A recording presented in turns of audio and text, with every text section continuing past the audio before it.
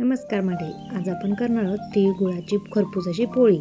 तर त्यासाठी मी तीळ खरपूस भाजून घेतलेले आहे आणि मिक्सरच्या भांड्यामधून बारीक करून कूट घेतलेला आहे.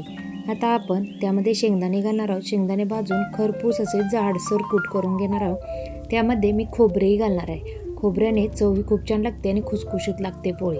आता हे सर्व मिश्रणामध्ये 1 चमचा वेलची पावडर, 1 चमचा सुंठ पावडर आणि 1 चमचा खसखस आणि आता त्यामध्ये अर्धा चमचा जायफळ पावडरही घालणार आहे, म्हणजे अशी चवही छान लागते.